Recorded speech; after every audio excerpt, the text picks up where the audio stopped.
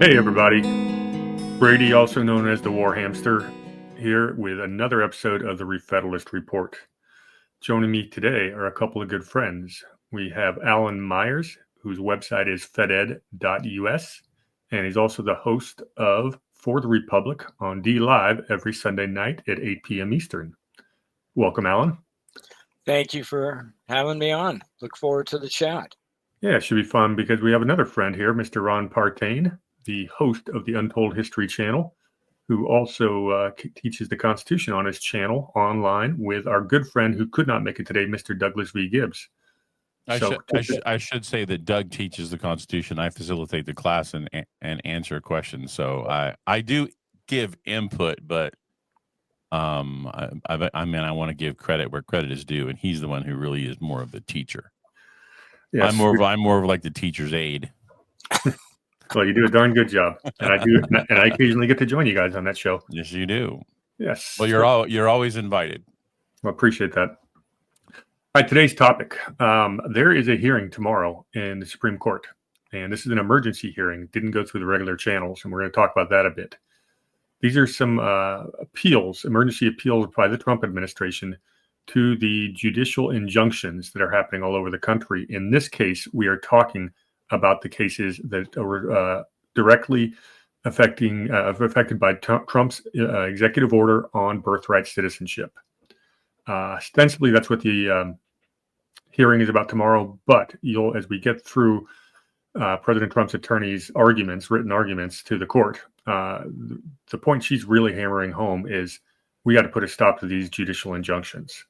And, basically, how does an unelected judge in one district have the a right to overturn, the desires of the voting public who, the majority of Americans voted for Trump to do exactly what he's doing. So the example that I used is like that Trump is the let's say that Trump is the general manager of a Walmart, and the people who were getting in front of him and telling him that he can't pass or he can't do what he wants to do are the district court judges. It's like the equivalent of the people who were going out into the parking lot and collecting the carts.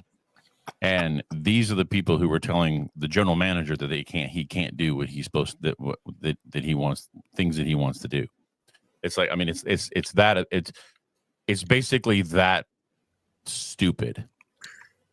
Yeah, it's even worse than that. If we go back to original intent, who created the federal courts, Alan? I know. That would be the Constitution.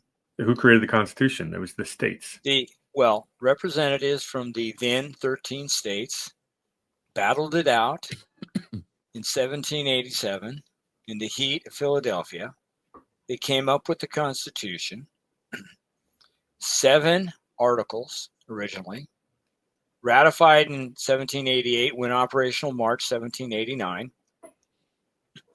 My understanding is that the first 3 articles are written in order of importance.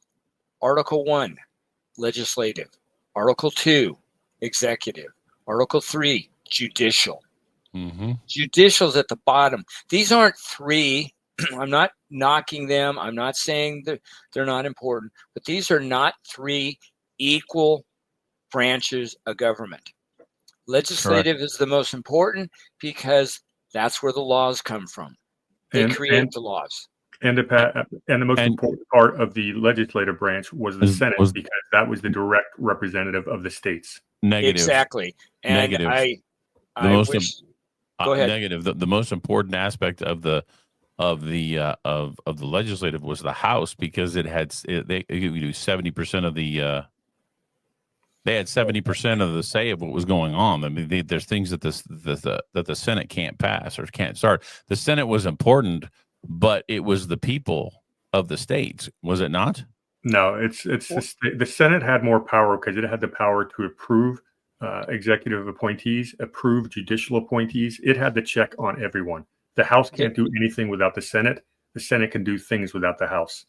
That would be treaties, etc. Yeah. So the Senate is actually the most powerful, and it was intentional because at all times, if you look at the Constitution, Article 7 talks about ratification. It's ratified by the states. not by the people. The Okay. states had the power. And I bring this up to what Alan was saying. During the convention in Philadelphia, there were a couple of proposals that actually wanted there to be a federal negative on state laws. Now, that was debated in Philadelphia and resoundingly shot down. You could not appeal to a federal court in a state law because that makes the federal courts superior to the state courts. And they were co-equal. They had equal standing. State courts had jurisdiction over state matters, and the federal courts had jurisdiction over federal matters. They were equal. You did not go crying to mama, the Supreme Court, if you didn't get your way in your own state. Right. For me, again, Article 1, legislative, make the laws, create the laws. Article 2, executive branch, execute the laws. Article 3, apply the laws, not create them, not broadly interpret them, apply them as they're written. And we have a Supreme Court that has more and more gone into this world of interpretation, not read, understand, and follow. Well, I'm sorry, go ahead. And the states, going into the Constitutional Convention, you had the Articles of Confederation, but the states, I believe, and this is my reading of the Constitution, they were sovereign, independent, kick your khaki, stay out of our business. What happens in the state stays in the state. And the federal government was given no authority looking inward unless two or more states were squabbling about something. Then it acted as a mediator. The states were very sovereign in their attitude. And that's why the states, wanted a voice at the federal level, the Senate. Each state would choose their 2 senators to represent them in DC. And you had to pass the House, which is the people. You had to pass the Senate, which is the states. The states were very powerful at the time. How the 17th Amendment ever got ratified, I really question that. We're all in agreement on that one, but we're not doing that rabbit hole today. No, not today. But I wanted to bring something home as well. The president, the office of the executive, was not supposed to have a say in any legislation that was written by the legislation, by the House and the Senate. That, in fact, it was, as I understand it, it was the executive who was the arbiter of whether or not what was being passed was constitutional. Okay, so the president did have a say. It's called the veto. They could override the veto. That was his say on the legislation.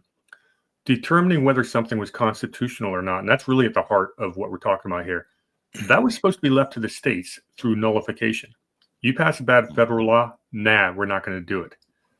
I'm glad you led into that, Ron, because the question I was going to pose to you guys, if you would have told the founding generation that a single district judge in San Francisco could rule on something that impacts every single state in America, do you think they would have ratified the Constitution?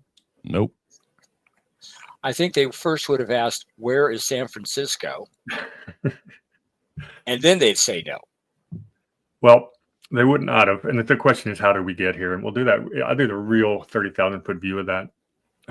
First of all, they debated what's called judicial review on the floor in Philadelphia. It was proposed and shot down. They did not want to have a federal negative on state law, nor did they think this judiciary should be the final arbiter of what wasn't constitutional. That was left to the states. That started to change with a case called Hilton versus the United States. Then we got Marbury versus Madison, which made judicial review official. It's been going downhill ever since. I'm sorry, I skipped over the Judiciary Act of 1789. If you go to Article 3, it lists specifically where this federal court's jurisdiction lied, and it did not have jurisdiction over interstate issues. Sorry, intrastate. But the Judiciary Act of 1789 should have required a constitutional amendment to actually change that. And that's what gave the federal courts this sprawling authority, which they've been abusing ever since.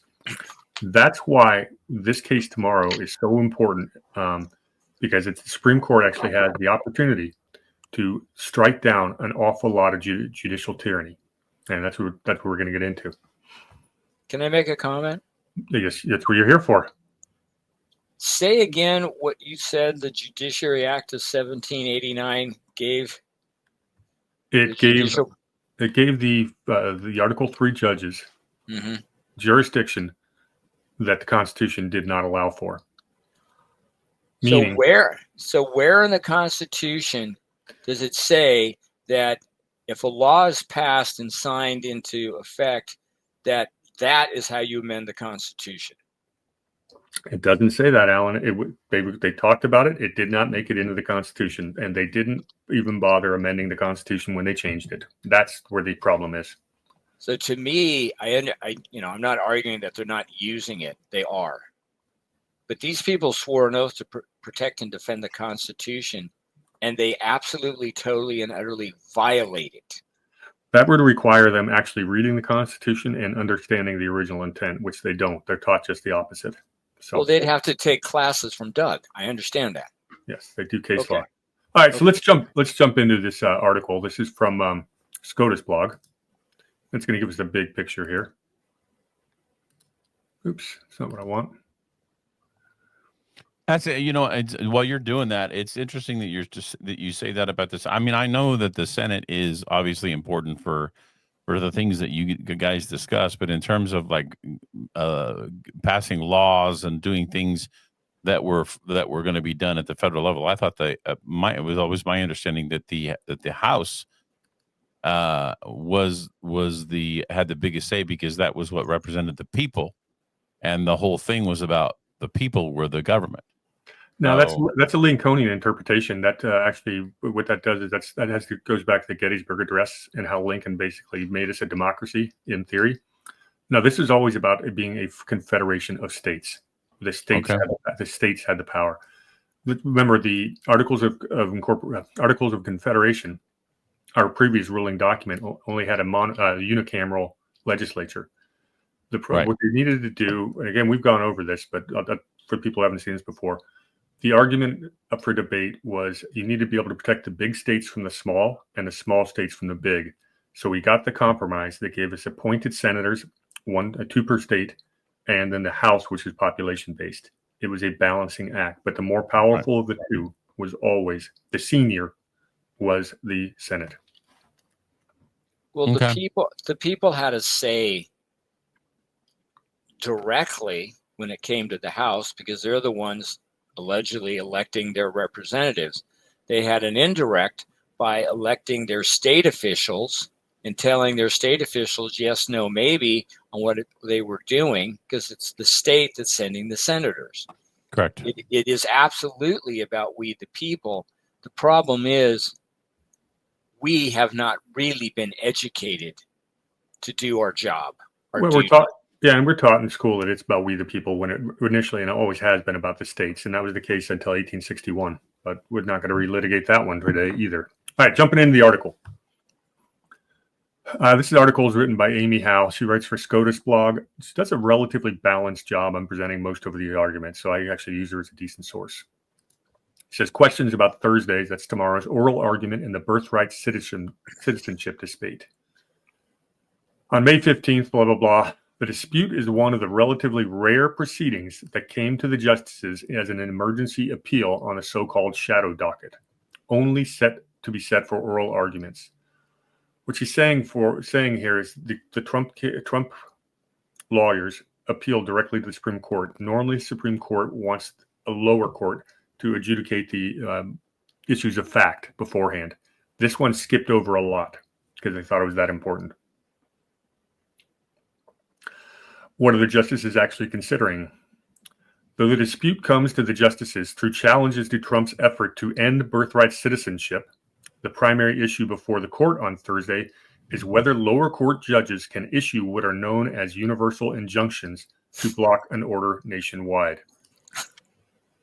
You guys see, what's the section of the Constitution talks about universal injunctions? You're going to tell us. I can't find it, unfortunately. Ron, any luck? What is it? Universal injunctions. I don't see it anywhere. Oh, that's after the asterisks. Yeah. With a universal injunction, a federal judge, or several in this case, can bar the government from enforcing an executive order, or in another case, a law or policy anywhere in the country. The Trump administration, which has been blocked by many such injunctions in recent months, argues that the practice is unconstitutional. And I think it's the part that they could do it anywhere in the country, as opposed to if you're a judge of the 7th District, you can do an injunction for the 7th District, but you've got no jurisdiction anywhere else. And that's one of the arguments that's going to be made. Okay. Let's talk about these injunctions real quick. Got the list of these. Okay. This is from a Jonathan Turley article, recent one on this. He says Trump Can has you hear already. me? Yeah, I can hear you. Yeah, I'm having some technical difficulties, but I put in here. I said I asked about universal injunctions and the Constitution, and this is what kicked back to me. From a strict constitutional perspective, the Constitution of the United States does not explicitly authorize or mention universal injunctions, also called nationwide injunctions. These are judicial orders issued by a single federal district court that block the enforcement of a law, regulation, or policy across the entire country, not just for the parties in the case. Exactly. So I'm guessing that's kind of that's we're preaching to the choir. It's something that we already knew, but that was very accurate. It says it's not mentioned in the Constitution. Agreed. No, that's very accurate. Good share. So back to this Turley article. He goes, both Democrat and Republican presidents have complained about district judges tying down presidents like so many judicial Lilliputians. However, when Trump came to office, the taste for national injunctions became a full-fledged addiction. Trump faced 64 such orders his first term. When Biden and Democrats, it fell back to 14. It goes on. Bush and Obama had like 8 and 12, and then this session we're just going through the roof. A really good article from Turley. It's called "Here We Go Again" by Jonathan Turley. I'm going to put this in the notes of the video, but it's a very good article that talks about all this. Okay. I think he brings up an important point. We didn't have these universal injunctions for the first 150 years, really. I did 2 searches on this, and one source says there was only 12 of them, and the other one says there were none. So it's going to be very few, just a handful, a lot less than we've had in 100 days under Trump. It really started with a lawfare after Bush, Obama, is when it really started getting these nationwide injunctions. But we saw them stop Joe Biden doing things like forgiving student loans with nationwide injunctions. So is it necessarily a bad thing? I mean, this is worth considering, I think. Well, it's either constitutional or it's not. And if it's not constitutional, I'm kind of wondering why these discussions are going more basic, which is District Court X said this, did this, wants this. Okay, fine. I'm not going to get into the good, bad, or indifferent. Does it have the power? Does it have the constitutional authority to do what it's doing? If it does, show me where. Which article, which section, which clause, what amendment, whatever. If it doesn't have that authority, the conversation is over. There's no need to continue. Which brings up the question, though. Okay, let's say Biden or Trump does issue an unconstitutional executive order. Who can stop it? How does it get adjudicated? Congress. Sometimes. What if it's some of these things are definitely Article 2 powers? They've already been delegated to him. Well, if you're talking about an executive order and the executive order is going to the executive branch and all that it contains, then that's okay. If the executive order takes it outside the executive branch, no. I mean, there's nothing in the Constitution that says the president can issue an executive order. It's just been allowed. And George Washington was the first, and his was basically a communication to the rest of the executive branch. Hey, guys, what are you doing? But you cannot. Well, President, go ahead. No, that's exactly that's a great example, because that's what he's doing, what Trump is doing with birthright citizenship. He says, the executive branch has been misinterpreting what the 14th Amendment says about citizenship. And now we're going to do it the way it was supposed to be. And of course, he's got every right to do that. That's his interpretation of the 14th Amendment. It's got to be adjudicated. And look, you can make the argument that Supreme Court is the right body, if you actually codify judicial review. But the argument here is that these lower courts certainly aren't the body to make that determination for the whole country. They're not. The part you're talking about on the 14th Amendment, which is a pretty long amendment for those who want to know, it's the 14th Amendment, Section 1, Clause 1. All persons born or naturalized in the United States and subject to the jurisdiction thereof. There's two things there: born or naturalized in the U.S. and subject to the jurisdiction thereof. The key part is subject to the jurisdiction thereof. Exactly. Now, this was ratified in 1868. What came before the 14th Amendment?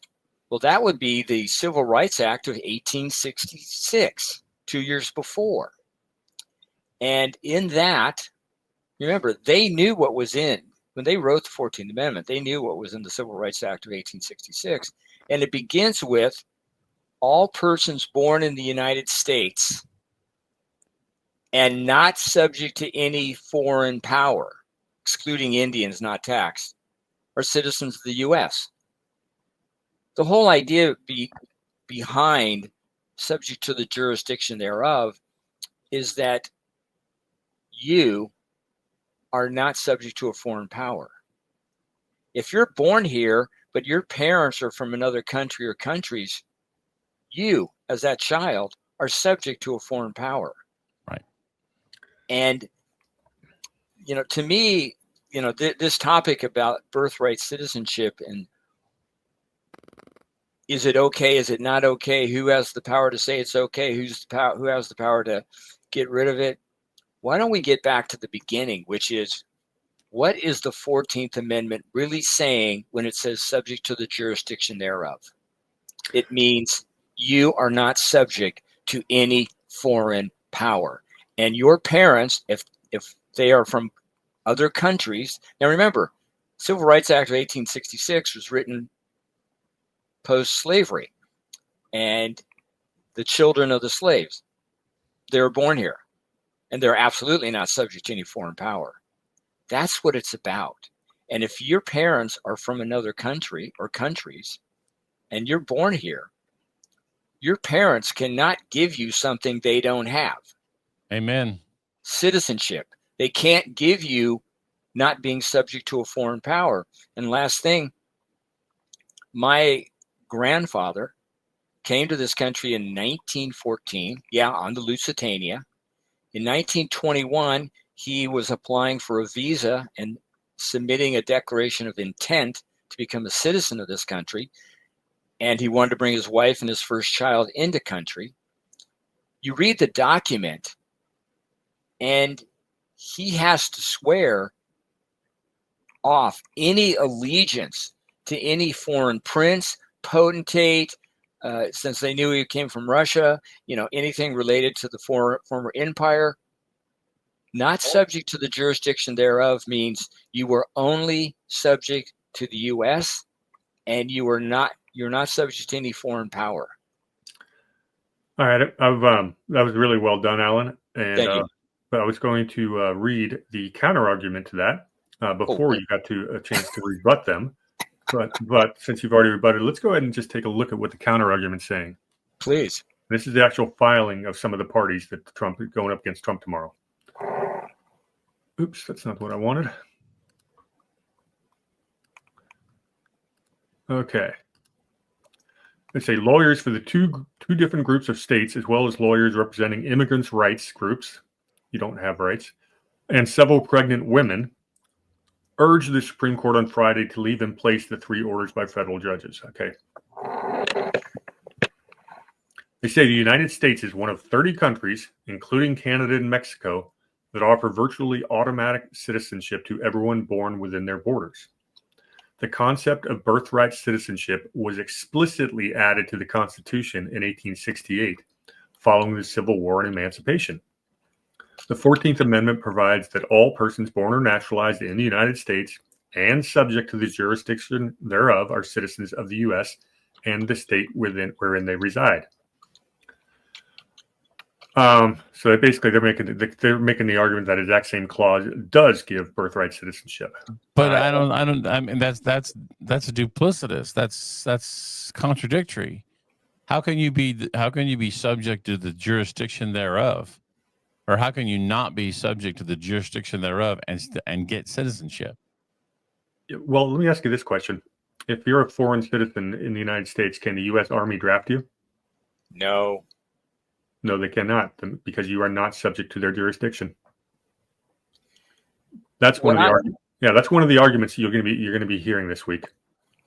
What I get from the very casual, see, I believe when people are taking this position, they really look at all persons born or naturalized in the United States, and that's where their brain stops. They may casually look at subject to the jurisdiction thereof, and that, I believe, is being interpreted as in, well, I'm here, I have to follow the traffic laws like everybody else, I'm subject to the jurisdiction. They're not thinking about being subject to a foreign power.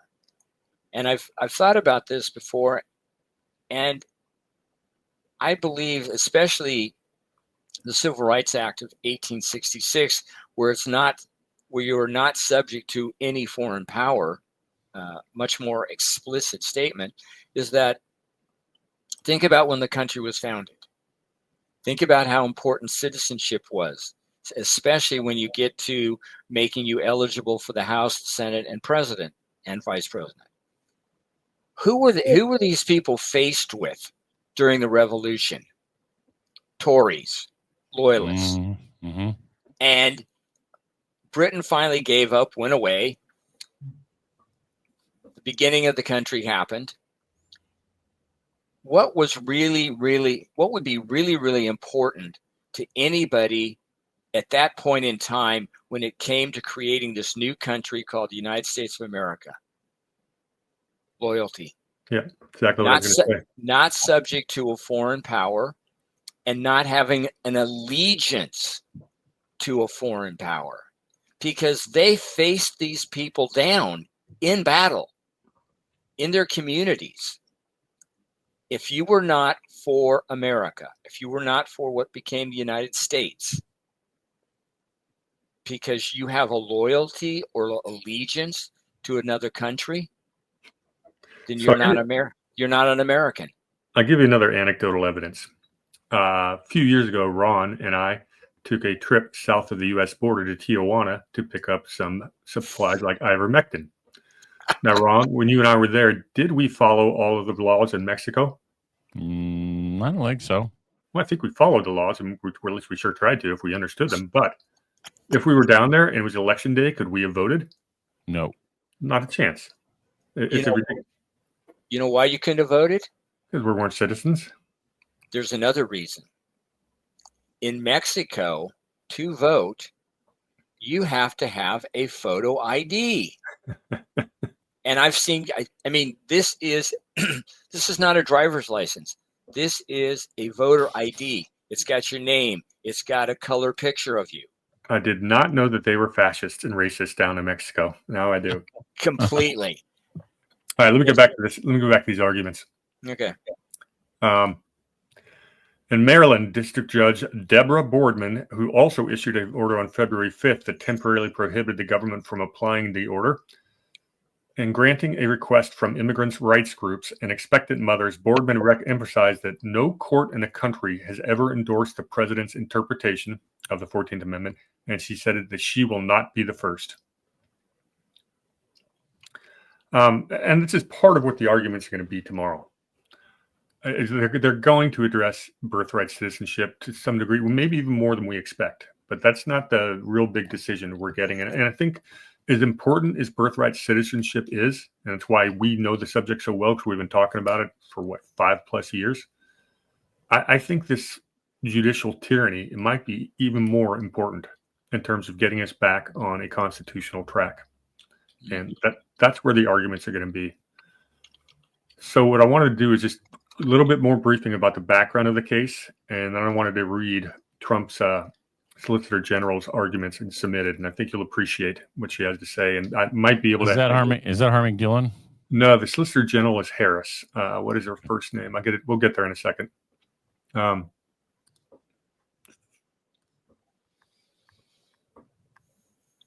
Her name is Sarah M. Harris. She was the acting Solicitor General, but now she is the Solicitor General.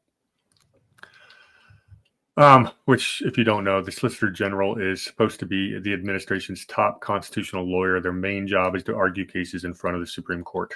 It is a very important job. And I happen to enjoy listening to those arguments, and hopefully I can do it tomorrow. Okay, more into the background before we jump into the arguments.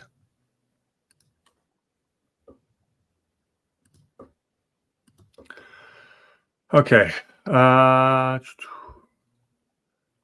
In virtually all the cases in which the Supreme Court hears oral arguments, the justices have done so after the party that lost in the lower court filed a petition for review, known as a petition for certiorari. The petition begins with a question presented, the question that the party is asking the justices to take up. Unless the Supreme Court indicates otherwise, that question is the issue before the justices. Just a quick point of reference: if you guys are hearing about this on the news, they're probably not going to say certiorari. They're probably just going to say cert. That's a good point.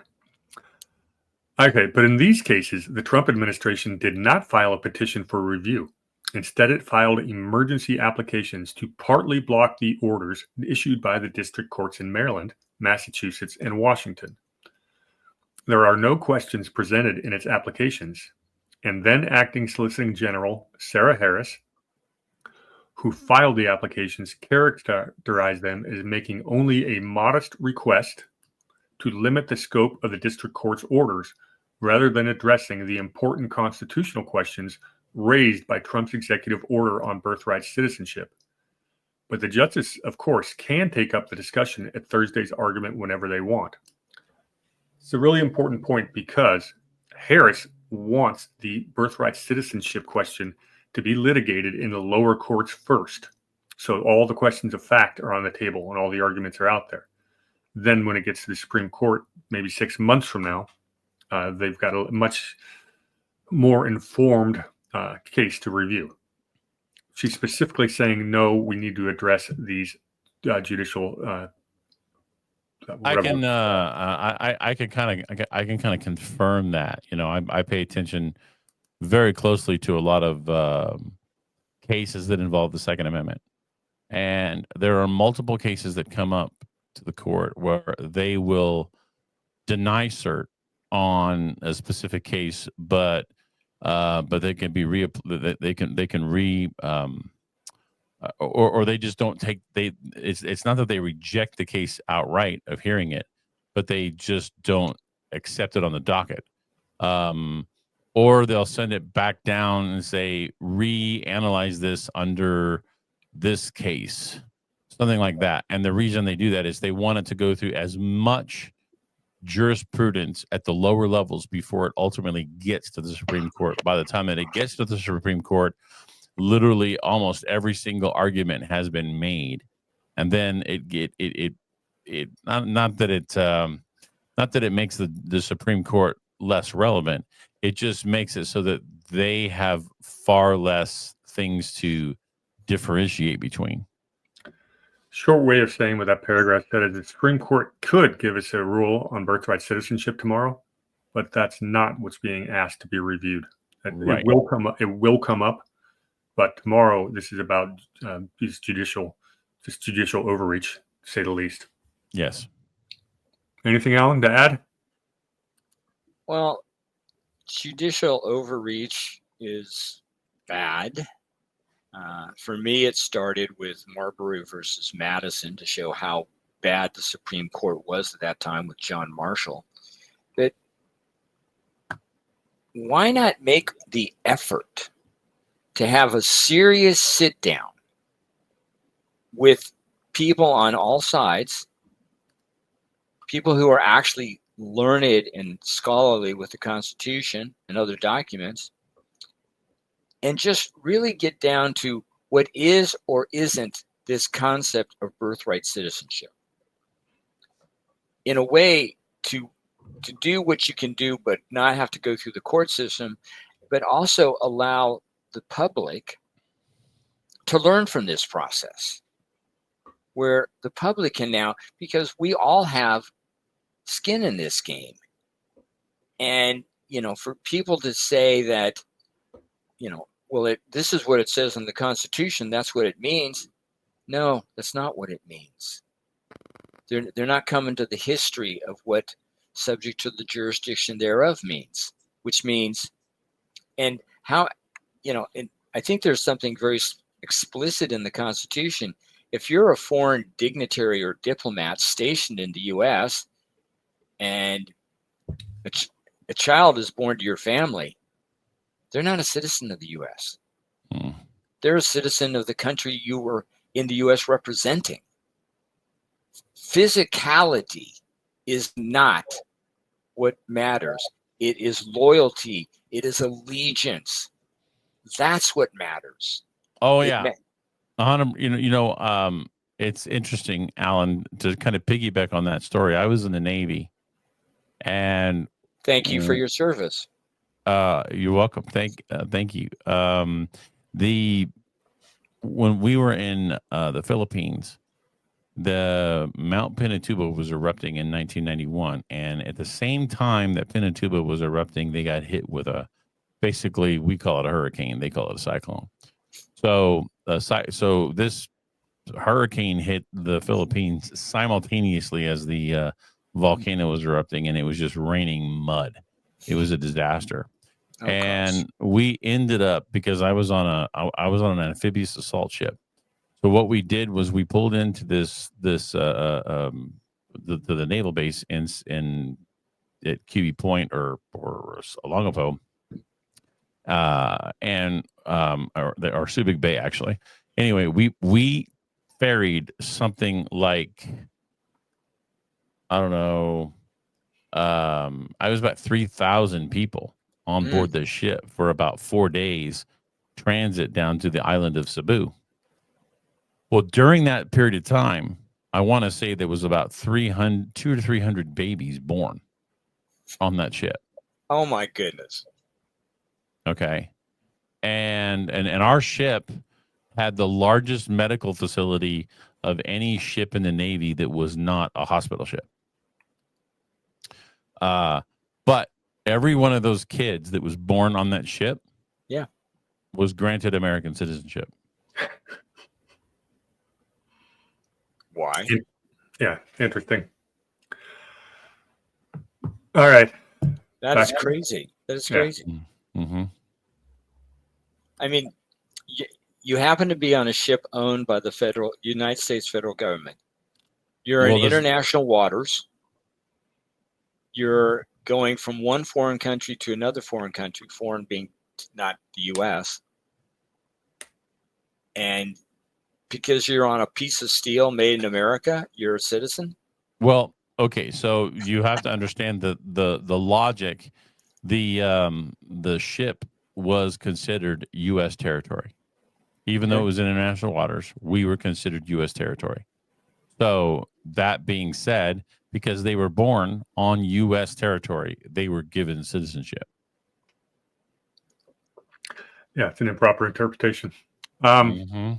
Okay. I hope they're having good lives now. I'm not saying that they came to the United States. They had to get over here somehow.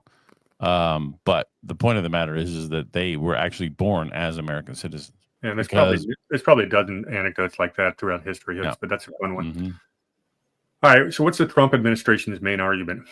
Article says the Trump administration's filings, which are virtually identical. Remember, this is dealing with 3 separate cases in 3 different parts of the country from 3 different courts, because the people against Trump's executive order are these activists will go judge shopping and find a friendly district, and they'll get as many injunctions as they can, which is what they've been doing.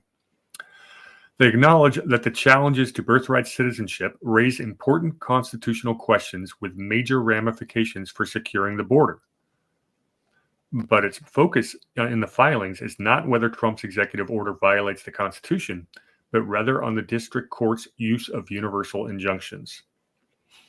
I know we're sounding repetitive, but the Constitution, the Trump administration argues, does not give federal judges the power to issue universal injunctions. Instead, the government contends, federal judges can only issue a judgment or order regarding the rights of litigants in the case before them. Any thoughts on that? If not, I'll jump in. No, for me, I am very basic. I am very simple on this stuff. And if someone says that this is constitutional, okay, I'm not going to argue. I'm not going to name call. I'm just going to say, fine, help me learn. Show me where in the Constitution, article, section, clause that says you have the authority, the power, the right that you're talking about. Just lead me to it. That's the first thing out. And the answer is going to be, well, I don't know. It just feels right. Well, then it's not constitutional. The argument, the legal argument is not constitutional. And that's Right. one of the issues we're running into is the Constitution didn't foresee everything. It couldn't. It's a very small document. Our legal system has started using precedent and case study basically to form law. That's the British legal system that we fought a Revolutionary War to get away from. We wanted to have a written law. Right. But that's what we're dealing with. The other argument they're going to make, Alan, is we have to issue this injunction because if not, there will be irreparable harm to some of these parties. And what she just said, Harris, in that little filing there, saying, sure, we can understand an injunction for the people that are your litigants, the people that you are ruling on. You just don't have jurisdiction over the whole damn country. And that's where we're really picking hairs here. Well, I'm going to disagree. We're not picking hairs. This is absolutely fundamentally important. And to that point, you have one district court say X on the case, one side.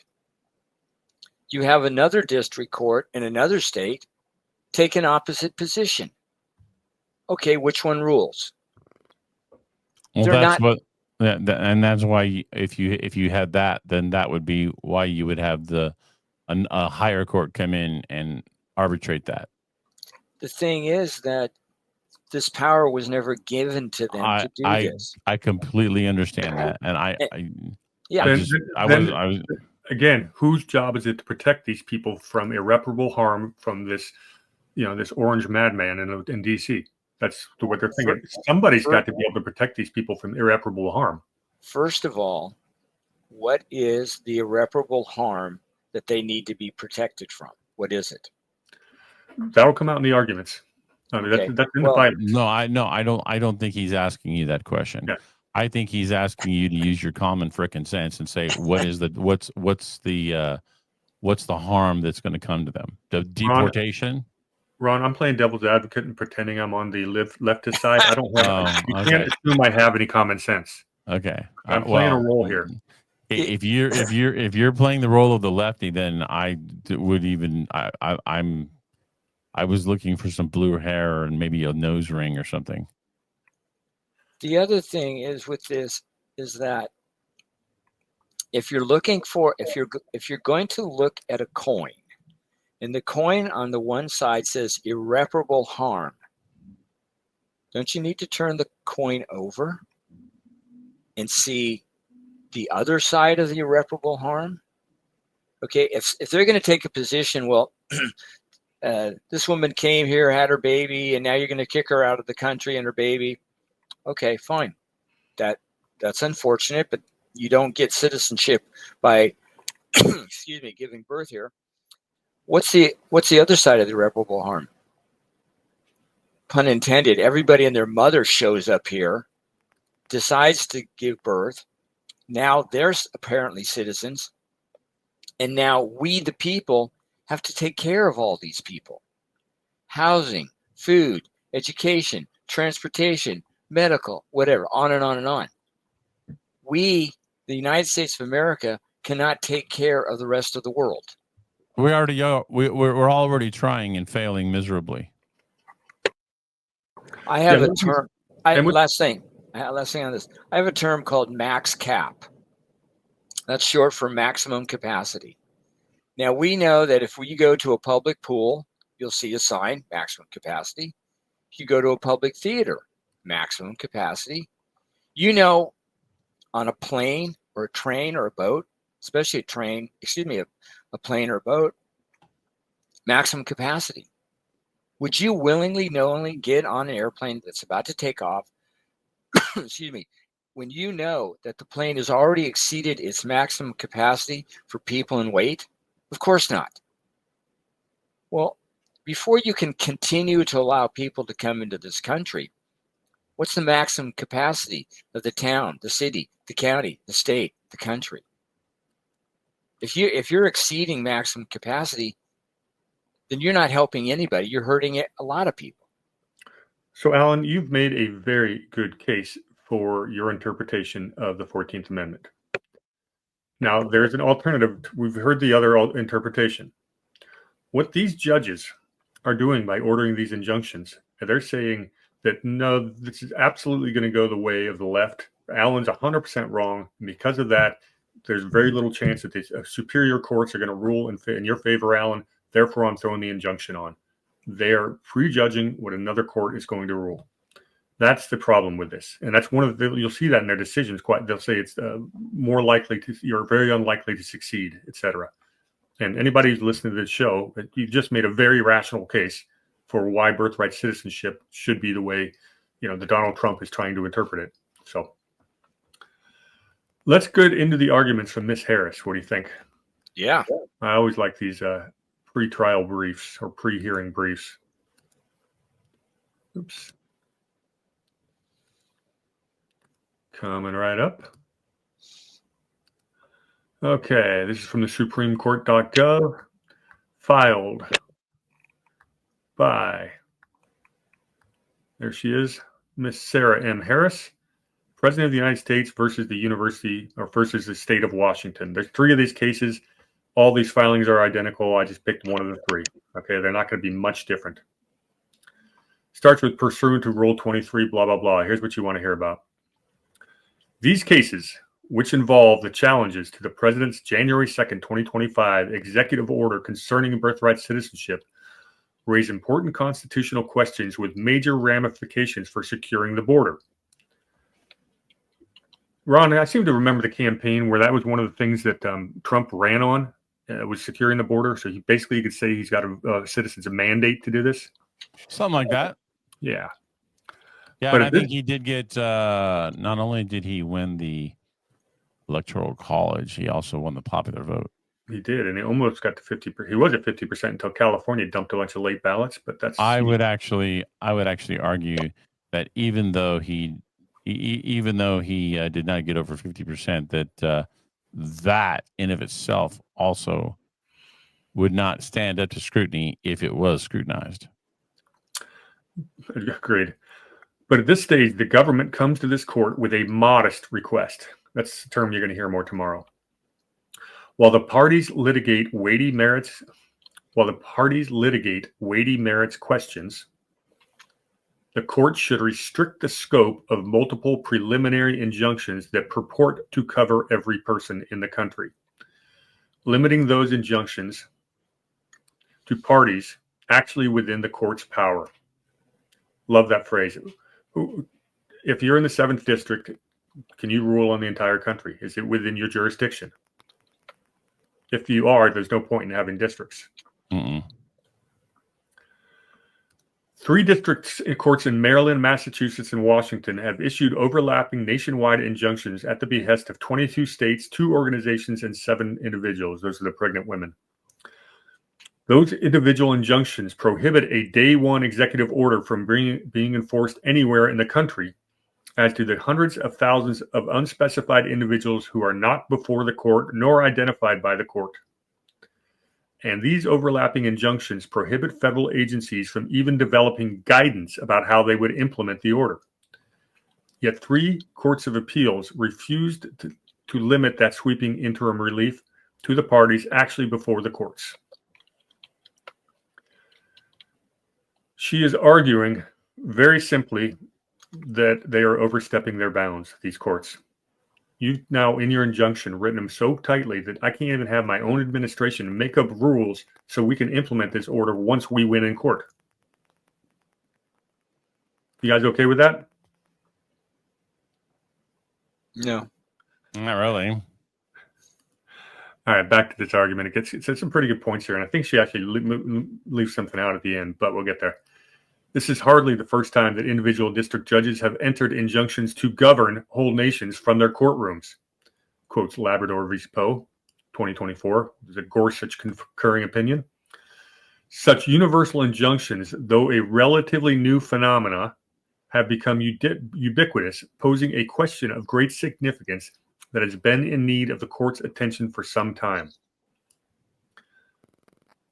She's basically saying, okay, yeah, we're going to litigate birthright citizenship down the road, and it's going to go through normal channels, but these injunctions have to stop. I mean, come on. They're telling Supreme Court, you need to get your courts in check right now, or it's going to be a constitutional crisis. And she may not be wrong. The reasons are familiar. Universal injunctions are legally and historically dubious. Trump versus Hawaii. That was about the they called that the when they banned immigrants from certain countries, immigration ban. Trump won that one in court, but Hawaii kept him from implementing it for 2 to 3 years. What a shock. And patently unworkable. Department of Homeland Security versus New York. Universal injunctions transgress constitutional limits on court powers, which extend to rendering a judgment or decree upon the rights of litigants. Quoting the U.S. versus Texas, 2023. Interestingly, that Barrett joined Gorsuch on this one. Universal. Can I just ask you a quick question? And this is totally off topic, but I'm curious. Where are you on the 3 judges that Trump added? About where I was when they were brought in. I think of the 3, Barrett's the worst. Kavanaugh's in the middle. Gorsuch has been relatively good. Again, my opinion, of all the 9 people on the Supreme Court justice, the only one even close to original intent is Clarence Thomas, and he's not even as far on original intent as I am. And the closest one that I ever remember was Scalia. I was a huge fan of Scalia, but as I've been reading, he said I made a few decisions, big government decisions that I don't agree with. Because he was not an originalist as much as he's a textualist. And there's a slight difference. You're going to end up, an originalist and a textualist are going to agree about 97% of the time. Mm-hmm. It's that 3% where they don't. Where what we say is we care about the original intent, just like Alan was talking about with the 14th Amendment. Are you talking about, when you say textualist, just so I understand you, when you say textualist, are you saying somebody who's analyzing the text as though the verbiage that's being used is being defined as it would be today, as opposed to how it was when it was originally written? Yeah, that's really good summary of what that argument is. Original intent, just like Alan was doing with the 14th Amendment, you've got to go to the history to find out what the people who wrote the document, what were their issues, what were they thinking, and why did they write it? That's the original intent. Audience, yeah, I have to call that audience relevance. Okay. Because it was written to an audience 250 years ago, not to an audience of today. Got it. Well, for me, since we're on this part, Constitution is a contract. And contracts, for me, are to be read, understood, and followed. What a word means in the contract when it's written is what it means today, unless there's been an amendment and a change. Now, the founders knew they couldn't predict everything, which meant they gave the contract the ability to be changed, the amendment process. It couldn't be changed willy-nilly, but it could be changed. It could be altered, improved, whatever, adjusted. But if a part of a constitution has never been amended, then what it meant then is what it means today, because they wrote it for a specific reason. I think what you're saying is what Brady was talking about, but again, it's sometimes words change. Words will have a meaning change, or they will be understood differently over the course of time. And for example, the welfare clause. All right. Well, welfare. General welfare. Yeah. General welfare. Back then, general welfare did not mean giving government handouts. General welfare was that everything was in good working order.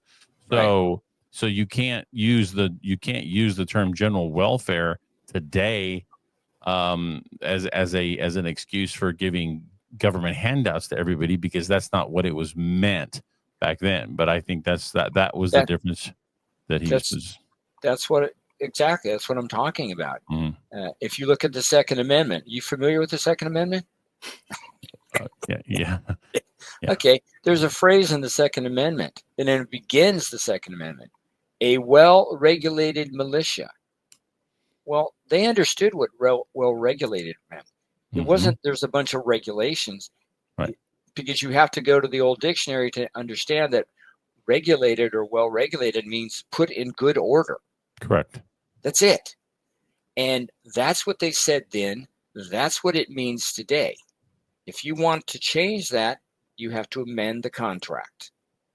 Until you do, what was meant by the word or words or phrases then is what it means today. And you don't get to broadly interpret to push an agenda.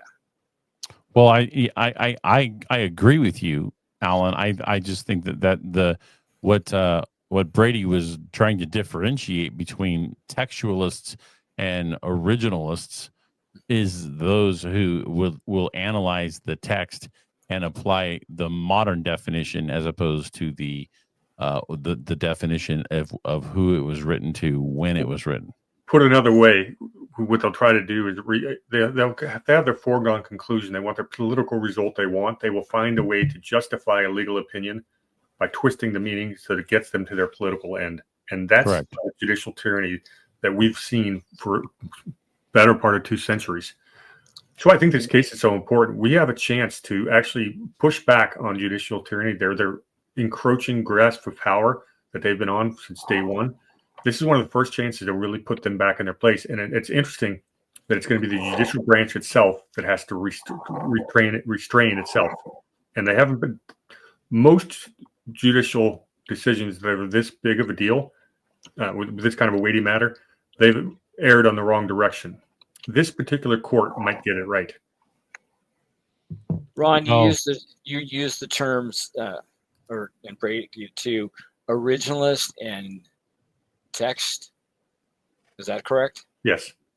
Okay, I would use 2 different terms.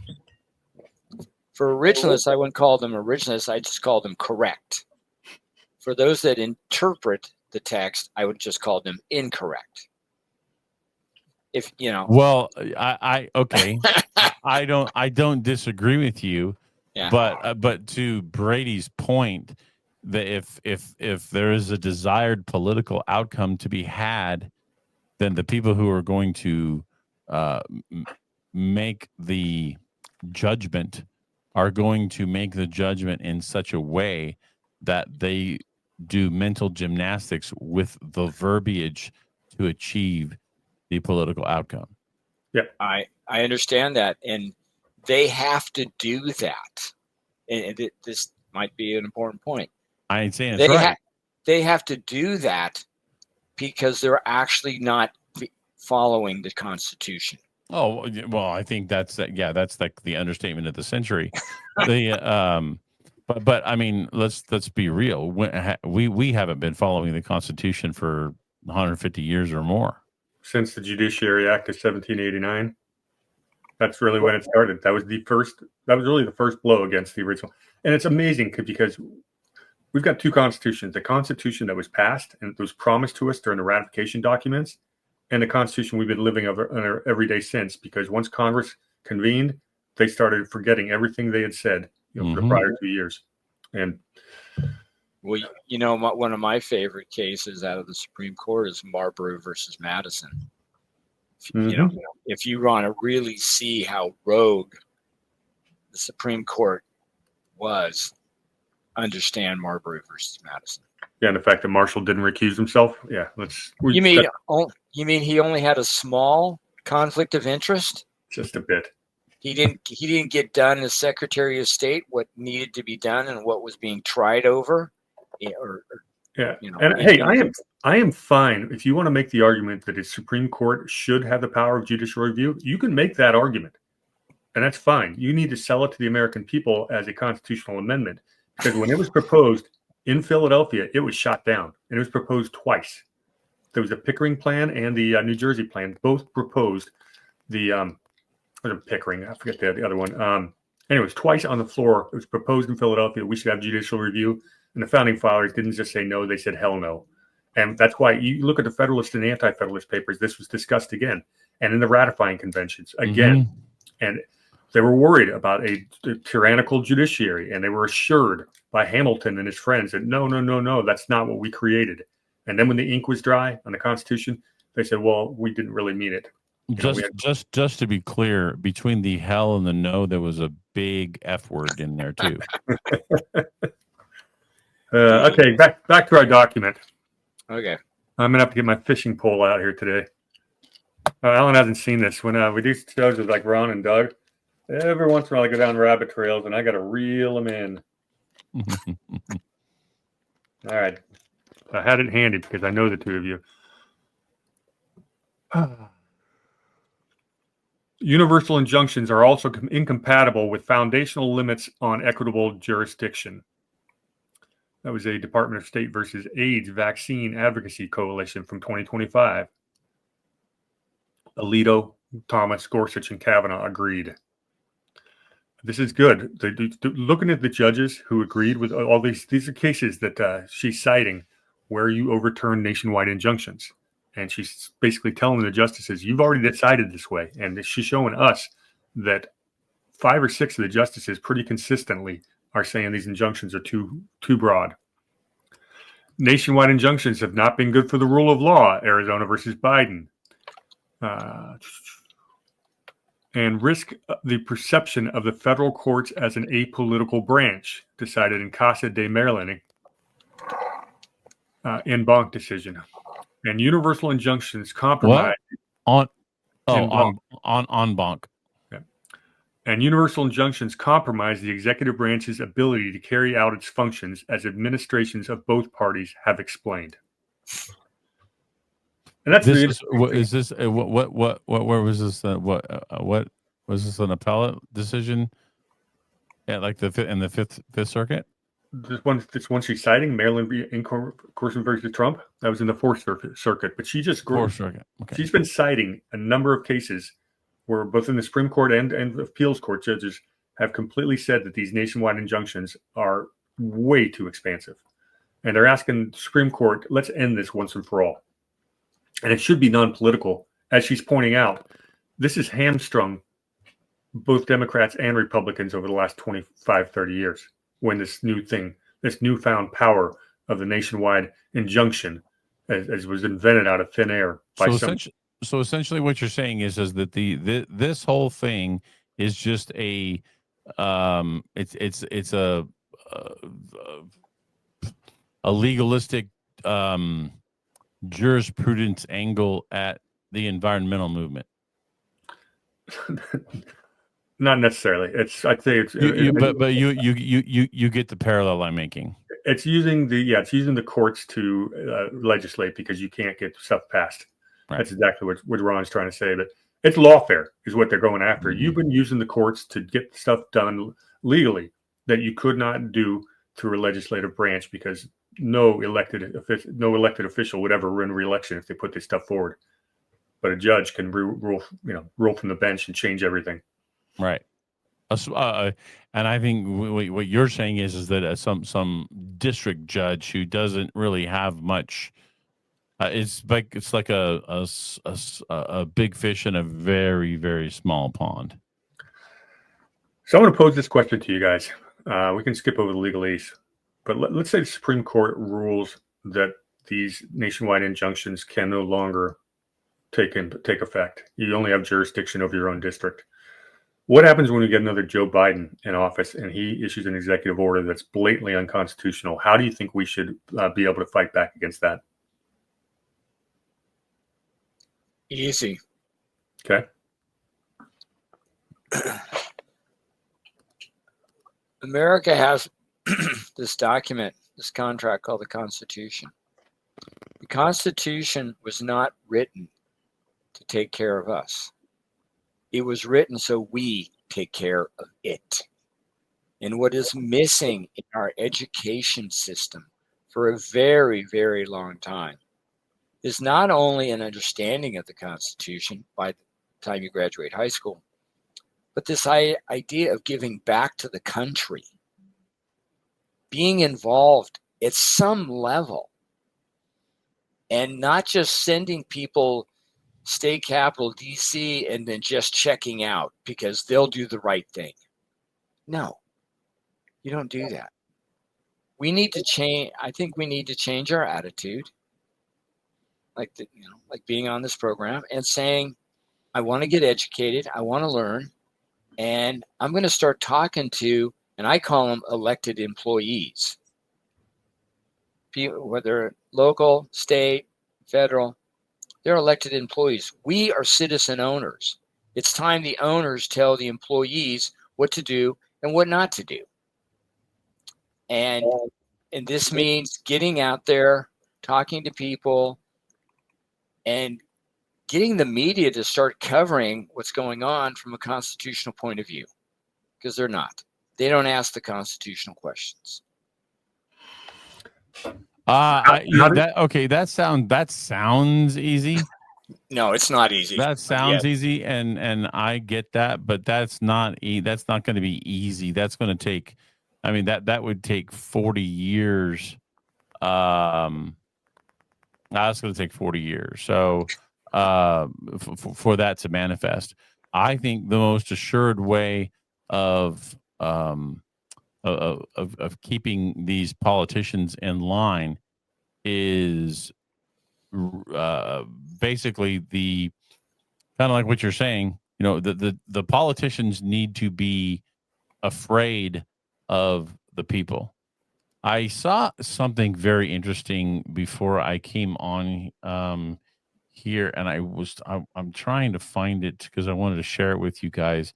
It was amazing, actually. It was doggone it, where was that? We'll find that later. I want to respond to Alan before we get too far. Go ahead. Yeah, to answer my own question about how we should stop a tyrannical Biden or a whatever Hitler-esque figure. What should be done? It should be the states. The Constitution was a contract among the states. It was not a contract among the people or with the federal government. The federal government's not a part of the contract, not a party to the contract. It is only the states that can fight back against a tyrannical executive branch or a central government. Period. So how do the states do that? And the answer is nullification. We ought to repeal the 17th Amendment so we can recall our senators at the same time. Say we want senators in there that are going to stop. The president's interpreting your law in this way. He's issued an executive order. We don't think that's correct. Go fix the law that gave him that power in the first place so that he can't misinterpret it any clearer. But you got to repeal the 17th Amendment for that. You probably need to overturn Reynolds v. Sims. But at the end of the day, the simple answer, we've got to go back to being a federal republic where the states are the parent and the federal government is the child. And who is going to push this? We are. Yeah, that's what I'm talking about. We, the people, need to start telling our elected employees, and I said local, state, federal, whatever, We got to get back. But where does that start with? Where does that start, Alan? It starts in your neighborhood, your community. It starts with talking to people, getting to talk with people who are already political and saying, it's just getting out there and getting a momentum. Because if we want to talk about impossible, let's go back to the 1770s. Britain is in country. It is horrendous what it's doing. And a bunch of guys get together in Philadelphia in late June. They come up with a document. It finally gets signed, and they tell Britain, bite me. We're taking all of this. What's the likelihood that that would ever happen? Almost zero. What's the likelihood that they were going to survive being attacked by the biggest military force in the world at the time, Britain? Very unlikely. They did it anyway. There's always a reason to say that this can't be done. They didn't accept that. They got out there and did what they had to do. And that's the message that's been passed down to us. We have to individually figure out how we're going to get involved, stay involved, and get our elected employees to do the right thing for our state and ultimately our country, or get rid of them. That's our job. That's our duty. That's our give back. Brady, I sent you something in the private chat. It's not it's not family friendly, but it is. I think it's extremely apropos for what Alan is talking about in terms of the mindset of the country a long time ago versus the mindset of the country now. I agree with what Alan's saying. I just don't. I think that prospect outside of a major event that will cause people to wake up and take action and be part of their and actually be involved in their civic duty again. I don't see that. I don't see that happening. Well, that's part of the long-term picture. We have in front of us today is an opportunity to scale back an awful lot of the power from the Supreme Court. I wanted to read a final paragraph that Ms. Harris wrote in her argument because I think it really brings it home well, why it's so important. I guess I probably ought to share the screen again. Okay. Universal injunctions have reached epidemic proportions since the start of the current administration. True. Courts have graduated from universal preliminary injunctions to universal temporary restraining orders, from universal equitable relief to universal monetary remedies, and from governing the whole nation to governing the whole world. It's profound. District courts have issued more universal injunctions and TROs, temporary restraining orders, during February 2025 alone than through the first 3 years of the Biden administration. That sharp rise in universal injunctions stops the executive branch from performing its constitutional functions before any courts fully examine the merits of those actions and threatens to swamp this court's emergency docket. This whole thing is worth reading, and I'll provide the link. You're going to hear a lot of these arguments tomorrow. For those of you who are going to try to watch the hearing, it'll be, you don't get to see it. I guess you actually listen. They hear the broadcast on the Supreme Court YouTube channel. Supreme Court justices will have already read through all of these arguments, or at least their clerks will have, and they've been briefed very well. They're going to have questions prepared for the judges, asking them to defend certain positions. Some that, let's say it's a left judge is going to ask a leading question to the challengers to the Trump administration. But it's very interesting watching the back and forth. I will be listening to the questioning if I can. I'll definitely be getting the transcript. Tomorrow's got a chance to be a very, very big day. What happens if they rule the wrong way?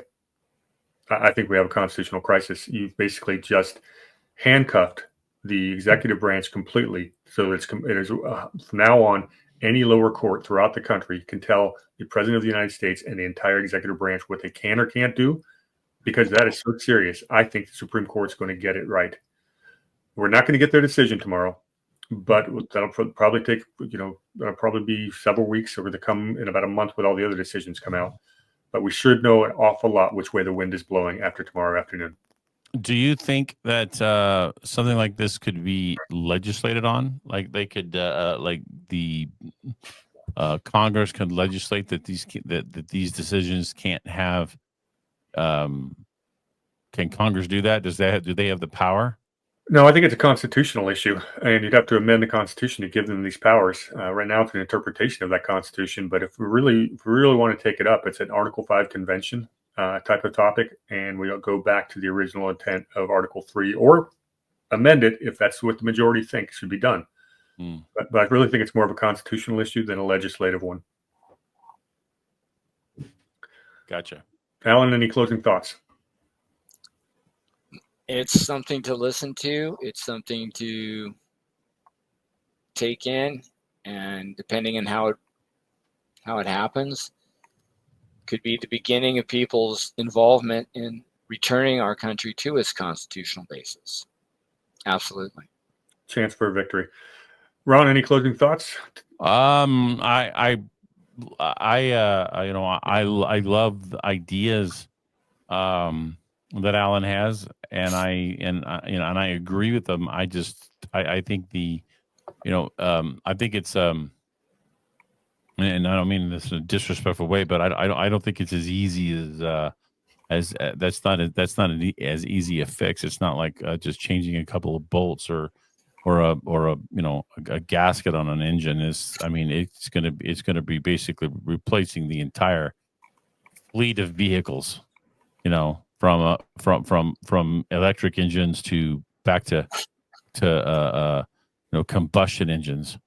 So that's going to be a monumental task to get that done. But I want it to happen because I want people to be involved. But when I see more people concerned about, hey, so my team's going to win the Super Bowl, or I care about which actor is banging which actor. It's like things that are of such little import that actually are given and ranked higher in import than things that involve the running of this country, and things that have long lasting impacts on our liberty. Those are things that I think people, they just, oh yeah, it's just all going to work out. They just people have the tendency, they don't get active until they're really been pushed pretty far. COVID woke a lot of people up. The election of 2020 woke a lot of people up. If this judicial tyranny goes the wrong direction, it's going to wake up a lot of people. I hope it doesn't. I pray you're right. Yeah. One last comment. I don't think this is I don't say it as if it's an easy task. It's not. It's got a long life to it, but it has to begin somewhere. I agree. And I give a presentation about 5 women from the American Revolution, 1770s, 1780s. And what I say about these women, and they put everything on the line. They put it on the line for the dream. The dream was then, is today, and will always be freedom. And they had the perfect excuse to do nothing, yet they risked their life. It was the 1770s, 1780s, and they're women. If they came here today, and this is to anybody, these are women who literally risked their life for freedom. What excuse do we have today? Any of us? We don't. And if you want to see that video, go to my website. Brady mentioned it. FedEd, FEDED.us, and under the tab for the Republic, click on it, and my 30-minute first time I gave it is there. Thank you, Brady, for having me on. Thanks, Great Alan. to chat with you, Ron. Yeah, you as well, Alan. Ron, where can they find you? Untoldhistory.u or untoldhistory.tv takes you directly to my Rumble channel, and REPJ1969 is my Is it Twitter or X? I don't know. I used to use Twitter, but I don't know. We're going to let Elon own an entire letter. That's asking a bit much. Thank you guys both. This is a very, very good show. I enjoyed it. Appreciate you doing this on short notice. But like I said, I'm very excited for the hearing tomorrow, and I think we covered it pretty well. Who knows? Depending on how these arguments go or the decision goes, maybe we'll circle back when the decision comes down and figure out what they got right or wrong. Oh, well, I can pretty much, yeah. Let's pray they get it right. Yeah. Well, like I said, I think I make the case if they get it wrong, it's a bit of a problem. I don't know if they're going to be able to weasel their way out of this one. I think they're going to try. There'll be some of the justices try to come up with some kind of a compromise, but I don't know if that's possible on this one. I think it's a very black and white issue. Do these district judges have jurisdiction well beyond what they're ever intended to do or not? So. All right. Cheers, everyone. Thanks a lot for being on, guys. Be safe as well.